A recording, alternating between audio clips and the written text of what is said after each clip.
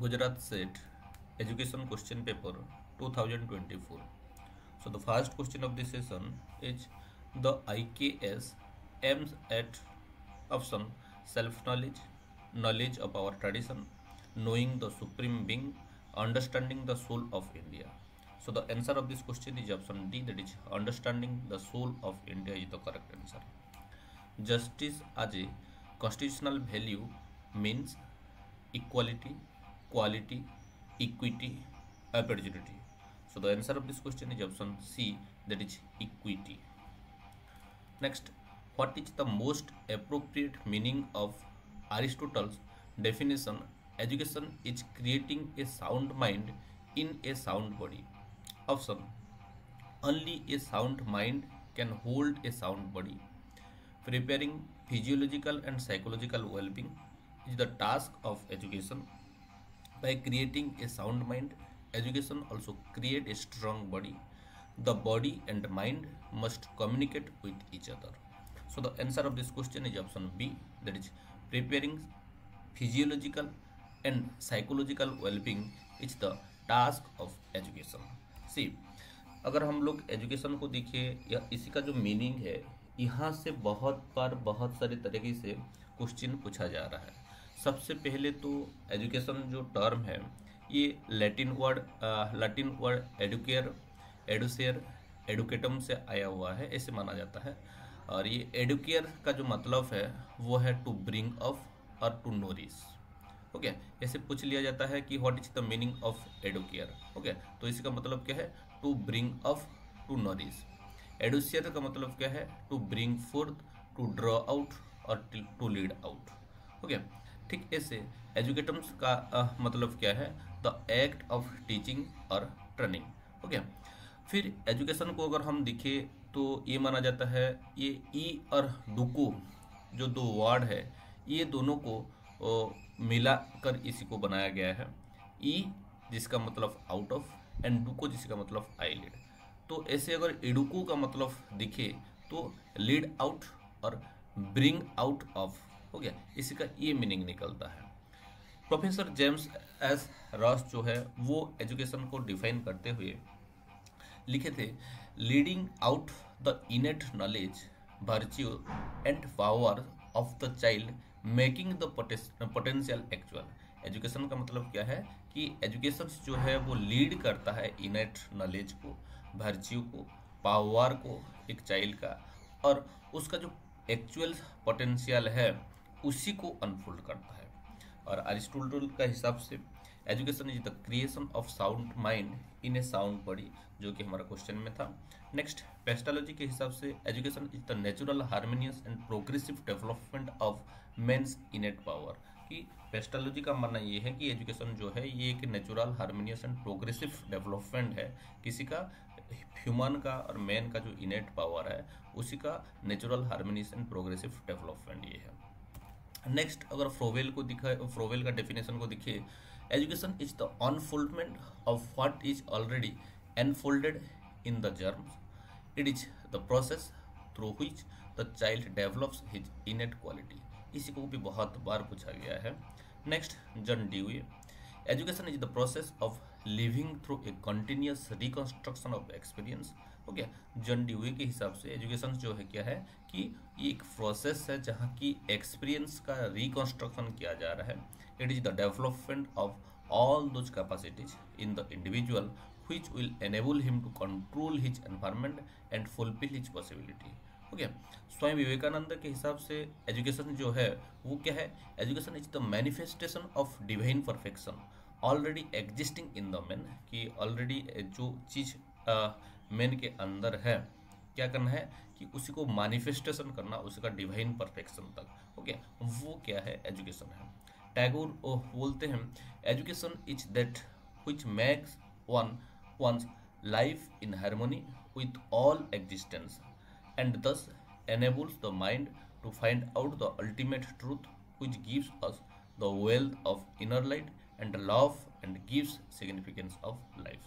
Okay, next, Mahatma Gandhi का जो definition है जो कि बहुत ही पॉपुलर है, by education I mean all round bring out of the best in child and man body, mind and spirit, ये सबको पता ही है।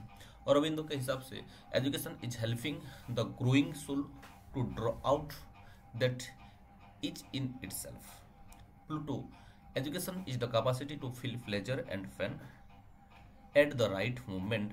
It develops in the body and in the soul of pupil all the beauty and all the perfection which he is capable of।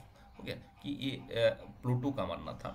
Next Fichte, the art of education is never attain complete clearness in itself without philosophy. Always there is an interaction between the two, and either without other is incomplete and unserviceable।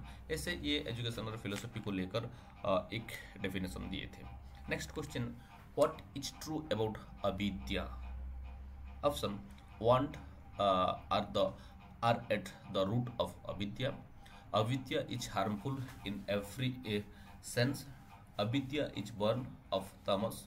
Avidya means aparavidya. So the answer of this question is option A, that is 1 are at the root of avidya. कि अविद्या विद्या दो तरह का चीज है, Indian philosophy में ज़्यादा करके ये देखने के लिए मिलता है। स्पेशली इंडियन फिलोसफी का अद्वैत वेदांत, सांख्य, योग, बुद्धिज्म्स और जैनिज्म्स में ये चीज़ देखने के लिए मिलता है। अगर हम लोग अविद्या का डेफिनेशन को देखिए अद्वैत वेदांत के हिसाब से, तो ये इग्नोरेंस ऑफ ब्रह्मा, कि जब हम लोग ब्रह्मा को इग्नोर कर रहे हैं तो हमको क्या बोला जाता है कि अविद्या बोला जाता है। सांख्य योगों के हिसाब से जब हम लोग डिस्टिंग्विश नहीं कर पाते हैं, हो गया, पुरुषों को प्रकृति से, तो उसी को हम क्या बोलते हैं, अविद्या बोलते हैं। हो गया, बुद्धिज्म्स के हिसाब से जो 4 नोबेल ट्रूथ है उसी को जब हम इग्नोर कर रहे हैं तो इसी को हम क्या बोल रहे हैं, अविद्या बोल रहे हैं। और जैनिज्म्स के हिसाब से फॉल अंडरस्टैंडिंग अबाउट सोल, कि जो सोल के बारे में जो एक हमारा फॉल्स अंडरस्टैंडिंग रहता है उसी को अविद्या बोला जा रहा है। लेकिन हमारा क्वेश्चन जो है वो बुद्धिज्म से ही पूछा गया है, इग्नोरेंस ऑफ 4 नोबेल ट्रूथ, हो गया। और उसी का एक जो ट्रूथ है वो कौन सा है, what are the root cause of avidya. हो गया कि हम लोग का जो एक्सपेक्टेशन है उसके लिए ही ये सब कुछ हो रहा है। अगर कजेस और सोल्यूशन को देखिए तो अद्वैत वेदांत का जो सुपर इम्पोजिशंस ऑफ आत्मा, ये इसका कजेस है अविद्या का, और इसी का सोल्यूशन क्या है, नॉलेज ऑफ ब्रह्मा, कि ब्रह्मा के बारे में अगर हमको पता चल जाएगा तो हमारा जो अविद्या है वो चेंज हो जाएगा। सांख्य और योगियों के हिसाब से मिस आइडेंटिफिकेशन कज है, और जब हम लोग डिस्क्रिमिनेट कर पाएंगे प्रकृति को, प्रकृति से पुरुष को योगा के थ्रू, तो इसका सोल्यूशन हमको मिल जाएगा।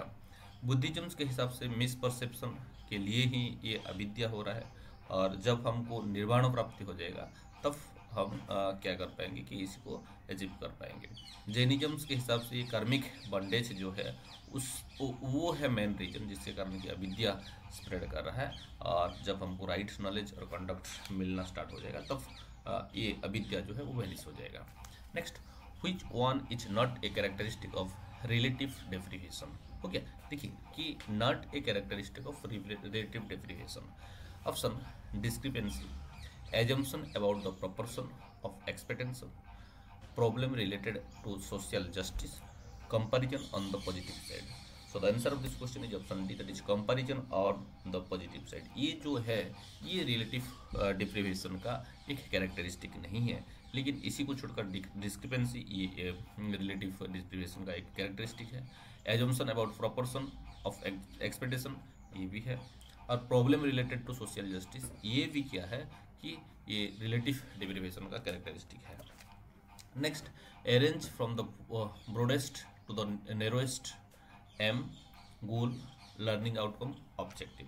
सो the answer of this question is option C, that is first आएगा सबसे ब्रॉड जो है वो गोल, उसके बाद एम, उसके बाद लर्न ऑब्जेक्टिव, नेक्स्ट लास्ट जो है वो है लर्निंग आउटकम। ये देखिए ये जो है सबसे जो ब्रॉड है वो है गोल, उसके बाद आता है एम, उसके बाद आता है ऑब्जेक्टिव, उसके बाद आता है हमारा outcome. Next, the real task of education is to destroy the bondage of religion, creed and caste which delimit the human psyche।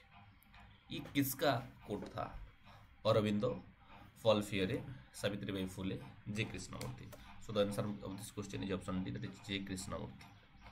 अगर जे कृष्णमूर्ति का जो फिलोसफी है, एजुकेशनल फिलोसफी है इनका, इसी को देखिए तो ये जो ट्रेडिशनल फ्रेमवर्क है, ट्रेडिशनल क्लासरूम टीचिंग जो है, इसी का अगेंस्ट में ये थे। लेकिन ये किसी का बारे में बोल रहे थे, होलिस्टिक डेवलपमेंट एक इंडिविजुअल का कैसे हो पाएगा और कैसे फ्रीडम को उसी के अंदर फोस्टर किया जाएगा, हो गया, उसी के बारे में ही और उसी के ऊपर ही ये ज़्यादा एम्फासाइज कर रहे थे। और इनका जो आइडिया था वो क्या कर रहा था, जो कन्वेंशनल एजुकेशन सिस्टम है वो कन्वेंशनल एजुकेशन सिस्टम को चैलेंज कर रहा था, और सेल्फ अवेयरनेस, क्रिटिकल थिंकिंग, हो गया, and the nurturing of a mind, हो गया, कि ये माइंड को नर्चर करने के ऊपर क्या कर रहा था कि ये ज़्यादातर एम्फासाइज कर रहा था। इनका अगर फर्स्ट प्रिंसिपल को देखिए, अगर पर्पस को देखिए, इनके हिसाब से एजुकेशन का पर्पस जो है वो merely to prepare student for career और टू एक्यूमुलेट नॉलेज। इनके हिसाब से एजुकेशन जो है सिर्फ वो स्टूडेंट का जो कैरियर है उसके लिए प्रिपेयर करवाना नहीं है, या कोई नॉलेज को एक्यूमुलेट करने के लिए उनको प्रिपेयर करवाना नहीं है। तो एजुकेशन क्या है, but bring about A profound transformation in human consciousness. लेकिन ह्यूमन कॉन्शियसनेस और ह्यूमन के अंदर एक कॉन्शियसनेस डेवलप करना, कॉन्शियसनेस लाना ही क्या है कि ये एजुकेशन का पर्पस है, ना कि उसका कैरियर को बनाना और ना कि उसका जो नॉलेज एक्यूमुलेट करने का एक एबिलिटी को बनाना। इसके लिए ये बोले थे, the function of education is to help you from childhood, not to imitate anybody but to be yourself all the time. कि इसलिए ये बोलते हैं कि एजुकेशन का जो फंक्शन है वो क्या है, is to help you from childhood, not to imitate anybody, कि ये चाइल्डहुड से तुमको हेल्प कर रहा है कि दूसरे को इमिटेट करने के लिए नहीं, ना कि तुम जो है वो बनने के लिए तुमको क्या कर रहा है, हेल्प कर रहा है। नेक्स्ट जो है फ्रीडम फ्रॉम कंडीशनिंग। कृष्णमूर्ति जो है वो एम्फासाइज किए थे किसी के ऊपर, human being are conditioned by society, culture, religion, family and tradition. उनके हिसाब से ये ह्यूमन सोसाइटी जो है, ह्यूमन बीइंग जो है वो एक तरह सा कंडीशन है किसी के साथ, सोसाइटी के साथ, कल्चर के साथ, रिलीजन, फैमिली, ट्रेडिशन के साथ। दिस कंडीशन क्रिएट, और ये जो कंडीशन है ये क्या कर रहा है कि डिवीजन, फियर और कॉन्फ्लिक्ट जो है वो इंडिविजुअल्स के अंदर क्रिएट कर रहा है और लोगों के अंदर क्रिएट कर रहा है। और इसीलिए उनका मानना था कि that true education involve freeing one self from the condition. और इसलिए उनका मानना क्या था कि ट्रू एजुकेशन क्या करना चाहिए कि ये जो बंडेज है, ये जो कंडीशन है, उसी से एक इंडिविजुअल को फ्री करना चाहिए। और इसके लिए वो दो तरह का चीज़ के बारे में बोल रहे थे, ऑब्जर्वेशन विदाउट जजमेंट। उनके हिसाब से क्या दिए थे, ऑब्जर्वेशन विदाउट जजमेंट, हो गया, कि वो चॉइसलेस अवेयरनेस के बारे में बोल रहे थे, हो गया। और दूसरा वाला था क्या, सेल्फ इंक्वायरी, हो गया, दूसरा वाला क्या था, सेल्फ इंक्वायरी था। नेक्स्ट अगर हम देखिए तो होलिस्टिक डेवलपमेंट, कृष्णमूर्ति का जो फिलोसफी था वो ज़्यादा करके स्ट्रेस दे रहा था the importance of educating the whole person intellectually, emotionally, physically and spiritually, हो गया, कि वो एक पर्सन का जो इंटेलेक्चुअल, इमोशनल, फिजिकल और स्पिरिचुअल एस्पेक्ट है उसी के ऊपर ज़्यादा करके एम्फासाइज दे रहा था। क्योंकि वो मानते थे कि मॉडर्न एजुकेशन जो है वो ओवरऑली फोकस ऑन इंटेलेक्चुअल अचीवमेंट, क्योंकि वो ऑब्जर्व करते थे कि आज का डेट में जो मॉडर्न एजुकेशन है वो सिर्फ इंटेलेक्चुअल डेवलपमेंट के ऊपर फोकस कर रहा था। तो इसीलिए वो इंटेलेक्चुअल, इमोशनल, फिजिकल, स्पिरिचुअल सारे के सारे क्वालिटी के ऊपर एम्फासाइज कर रहे थे। और उसके साथ साथ वो इमोशनल ग्रोथ के लिए बोल रहे थे, education should nurture empathy, love, compassion and relationship, connection with nature, a deep relation with nature, foster sensitivity and humanity, physical well-being, okay, physical activities like sports are essential for the balance good, okay। इस तरह का चीज वो holistic development के लिए वो बोल रहे थे। नेक्स्ट अगर role of teacher, role of educator देखिए तो उनके हिसाब से ये टीचर जो है वो कोई ऑथोरिटी फिगर्स नहीं है जो कि नॉलेज को इम्पुज कर रहा है। वो क्या है कि एक फैसिलिटेटर है जो कि स्टूडेंट को उनका माइंड में जो है उसी को एक्सप्लोर करने के लिए क्या कर रहा है कि हेल्प कर रहा है। और इसीलिए टीचर जो है वो self inquiry to free themselves हो गया, सेल्फ इंक्वायरी उनको खुद के ऊपर करना चाहिए और खुद को फ्री कर देना चाहिए जो डिफरेंट डिफरेंट कंडीशनिंग है वो कंडीशनिंग से। इसीलिए वो लिखते हैं a good teacher does not mainly instruct but also inspire the student to think and feel deeply. इसीलिए वो बोल रहे थे कि एक अच्छा टीचर जो है वो सिर्फ इंस्ट्रक्शन नहीं देता है, ना कि उसी के साथ साथ वो क्या करता है कि स्टूडेंट जो है उनको इंस्पायर करता है और उनको डीपली सोचने के लिए उनको मजबूर करता है। Next, learning through inquiry. ये देखिए मेथड ऑफ टीचिंग। जो कृष्णमूर्ति जो थे वो रूट मेमोराइजेशन का अगेंस्ट में थे, स्टैंडर्डाइज मेथड का अगेंस्ट में थे, लेकिन वो इंक्वायरी के ऊपर ज़्यादा एम्फसाइज कर रहे थे। ओके, इंक्वायरी के ऊपर, लर्निंग थ्रू इंक्वायरी के ऊपर एम्फसाइज कर रहे थे। और उनके हिसाब से ये स्टूडेंट जो है वो क्वेश्चन करना चाहिए, क्योंकि क्वेश्चन ही सब कुछ है। अगर वो पैसिवली सुनने से जगह अगर वो लोग क्वेश्चन करना स्टार्ट कर देंगे तो उनको बहुत सारी चीज़ वो लोग सीख जाएंगे। और वो critical thinking is encourage so that student can explore life deeper question. और उसके साथ साथ वो बोल रहे थे कि क्रिटिकल थिंकिंग जो है वो स्टूडेंट लोगों के अंदर क्या करना चाहिए कि एनहांस करना चाहिए, ताकि वो उनका जो खुद का लाइफ है, खुद का लाइफ का जो डीपर क्वेश्चन है, जैसे कि who am I, what is my purpose, how do I relate to other, इस तरह का जो डीपर क्वेश्चन है, फिलोसॉफिकल क्वेश्चन है, उसी को वो खुद एड्रेस कर पाए। और this process foster creativity, originality and independent thought. और ये जब हो जाएगा तब स्टूडेंट के अंदर क्रिएटिविटी, ओरिजिनलिटी और इंडिपेंडेंट थॉट दिखने के लिए मिलेगा। Next, education without fear. Krishnamurti जो थे वो फियर का कंप्लीटली अगेंस्ट में थे, whether caused by competition for grade और authoritarian teaching methods cripples learning. कि ये फियर जो है वो चाहे कंपटीशन से हो या अथॉरिटेरियन टीचिंग से हो, लेकिन जो कृष्णमूर्ति थे वो सख्त खिलाफ थे फियर का। Fear create conformity rather than intelligence, क्योंकि ये उनका मानना था ये फियर जो है वो कॉन्फर्मिटी क्रिएट करता है, ना कि इंटेलिजेंस पैदा करता है स्टूडेंट के अंदर।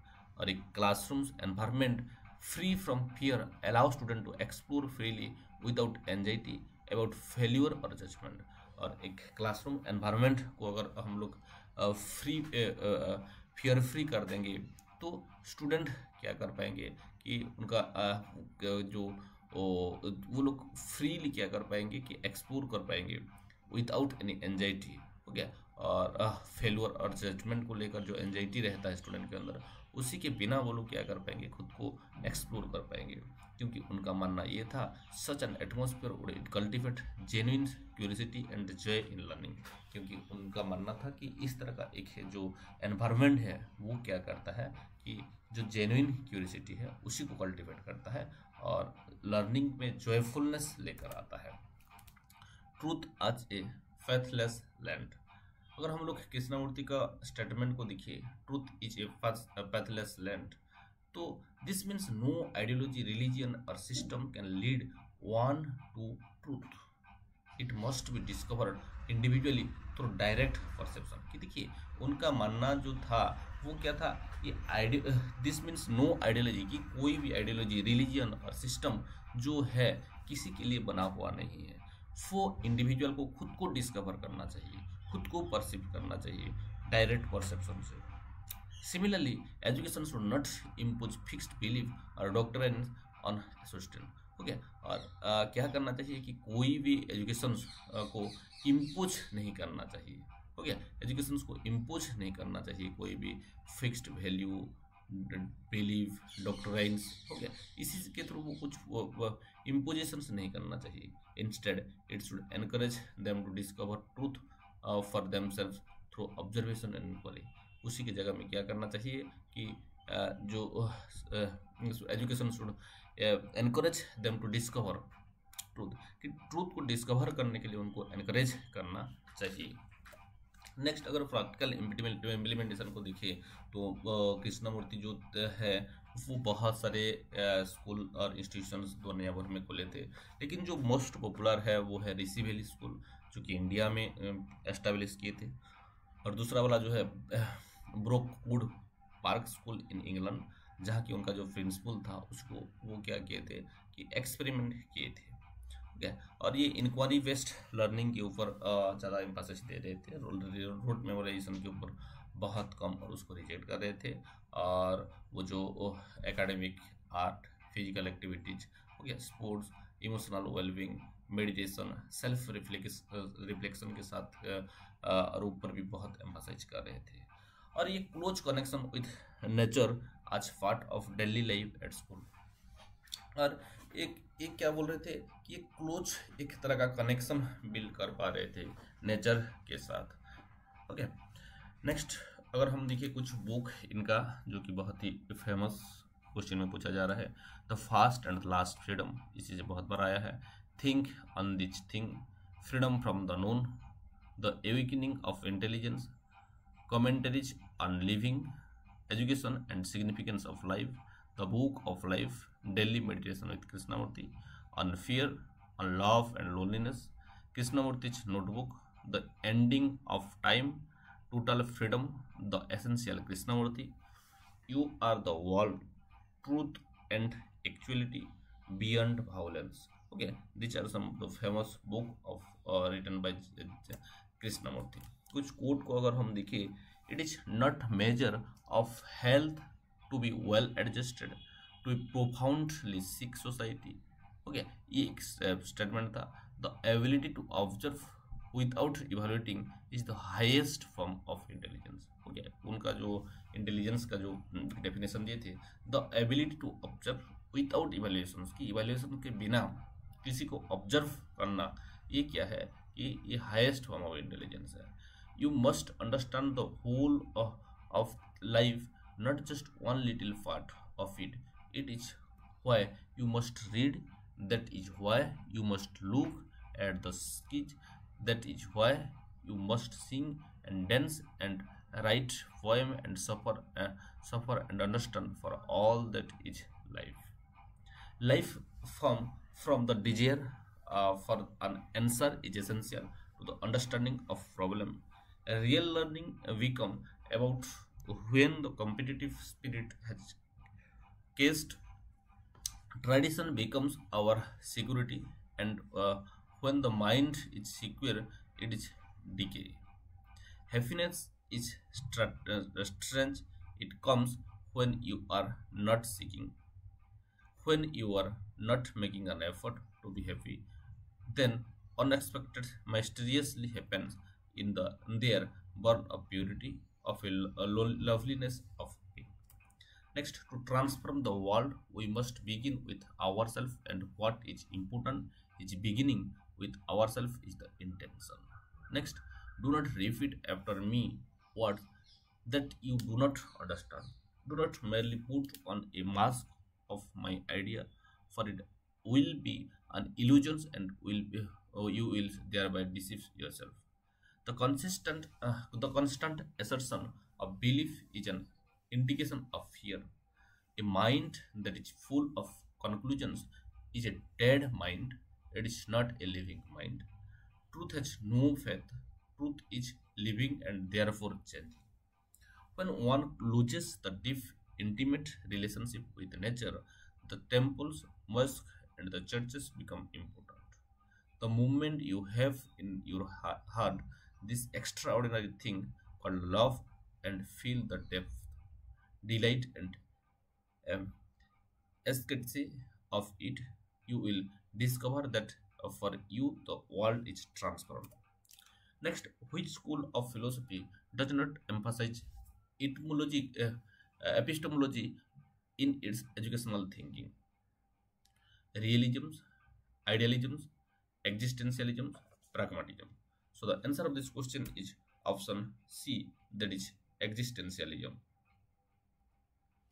In Indian philosophy in Indian philosophy is called darshan, which is the following characteristic is the least important in darshan: mysticism, experience, realization, intellectuality. So the answer of this question is option D, that is intellectuality. Before starting a school for slum dweller, the government is required to conduct budget analysis, zero cost analysis, cost benefit analysis, cost effective analysis. So the answer of this question is option D, that is cost effective analysis. अगर हम लोग cost benefit analysis और effective analysis को देखिए, cost benefit analysis compare करता है total cost and benefit of A project and intervention. Okay, कि कितना खर्चा हुआ है और उसका जो बेनिफिट है वो क्या मिला हुआ है। ओके, अगर कॉस्ट इफेक्टिव एनालिसिस को देखिए तो evaluate the relative cost of achieving a specific monetary outcome, कि कोई भी मॉनेटरी आउटकम्स का जो कोई भी इंटरवेंशन का जब हम लोग देखते हैं कि उसका बेनिफिट कितना हुआ है, हो गया, कि रिलेटिव कॉस्ट कितना आया है, हो गया, तो उसी को हम लोग क्या बोल रहे हैं कि कॉस्ट इफेक्टिवनेस एनालिसिस हम लोग बोल रहे हैं। Educational finance aims at seeing that the money for education is spent most appropriately and adequately, judiciously and productively, effectively and efficiently, equally and effectively. Answer of this question is option B, that is judiciously and productively. Budgeting in education means financial plan through which educational objectives are implemented for a year. Translation of financial need into financial plan for a year. Financial blueprint to support educational program for a year. A plan to calculate infrastructural expenditure for a year. So the answer of this question is option A, that is financial plan through which educational objectives are implemented for a year. The consolidations of education in political development is to inculcate educational and political interference of in individual, relate educational attributes with political attributes of individual, inculcate educational interest and political interference in individual, relate educational institution with political interference. So the answer of this question is option B, that is relate educational attributes with political attribute of individuals. For any political party at different levels of governance, priorities should be introducing pro-poor policies for education for individual, education in institution, education with incentive, education with quality and equitability. Answer of this question is education with quality and equitability. Next, traditional education has been directly related to political and social discourses, except for creating market-based education, shaping the notion and citizenship right, underwriting the nation. So the answer of this question is option A, that is creating market-based education. Theory of educational choice in education views that student educational decision is not affected by student utility consideration, failure expectation in the choice, motivation to avoid downward social mobility, familial expectation for the choice. So the answer of this question is option D, that is familial expectation for the choice. But it's not true for economic of education. Awesome. Productivity of educational institution lies in the heart of the economic marketing of education to improve labor force. Well-educated labor force is required for a nation to compete in the world. Better educated worker have more favorable job market. So the answer of this question is option B, that is marketing of the education to improve labor force. Cost effective analysis in assessing education project is the only approach to compare education related investment based on the cost to achieve a specific educational outcome, used when there is multiple intervention option of support improvement in education, used to assess project how they forget specific population in individual. So the answer of this question is option A, that is the only approach to compare education related to investment. Human capital theory is also known as human management theory, human resource theory, manpower theory, people oriented theory. So the answer of this question is option B, that is human resource theory. Which of the following is not one of the multiple intelligence proposed by Gardner? Interpersonal intelligence, musical intelligence, emotional intelligence, spatial intelligence. So the answer of this question is option C, that is emotional intelligence. अब लोग को पता ही है कि ये गार्नर्स जो है ये आठ नाइन टाइप ऑफ इंटेलिजेंस के बारे में बोला, जैसे कि body linguistic, interpersonal, verbal, logical, mathematicals, natural, interpersonal, intrapersonal, visualistic, okay, ऐसे 9 टाइप ऑफ इंटेलिजेंस के बारे में ये बोल रहे हैं. If a test is measuring fluency and flexibility of thinking, when the test is measuring, then the test is measuring aptitude, intelligence, personality, creativity. So the answer of this question is option C, D, that is creativity. Even individual excels in understanding and expressing his or her emotion, then that individual would have a high score in which type of intelligence? Spiritual intelligence, interpersonal intelligence, interpersonal intelligence, spatial intelligence. So the answer of this question is option B, that is intrapersonal intelligence. Practices such as mentoring, internship, on the job training are based on which of the following theories? Gainage, condition of learning theory; Bandura, social learning theory; Kohler, learning by insight theory; Skinner, operant conditioning theory. So the answer of this question is Bandura's social learning theory.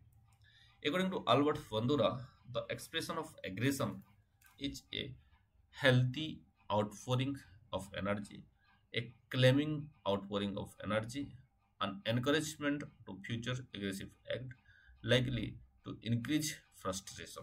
So the answer of this question is option C, that is an encouragement to future aggressive act. अगर हम लोग social learning theory को देखिए तो यहाँ 4 जो main stages है, attention, retention, reproduction, motivation, ये बहुत ही इंपॉर्टेंट है, बहुत बार क्वेश्चन पूछा गया है बहुत सारे तरीका से. ओके, अटेंशन में हम लोग क्या करते हैं, स्टिमुलस और फोकस देखने के लिए मिलता है. रिटेंशन में हम लोग रियल्स करते हैं, एनकोड करते हैं. मोटर रिप्रोडक्शन में प्रैक्टिस करते हैं, फीडबैक देते हैं. ओके, मोटिवेशन में रिवॉर्ड और इन्फोर्समेंट देते हैं. अगर हम लोग बंदूरा का थ्योरी को देखिए तो यहाँ 3 तरह का चीज देखने के लिए, एस्पेक्ट देखने के लिए मिलता है. एक बिहेवियर, दूसरा वाला है एनवायरमेंट और पर्सनल. ओके, तो ये तीनों को लेकर ही अल्बर्ट बंदूरा का थ्योरी बना हुआ है.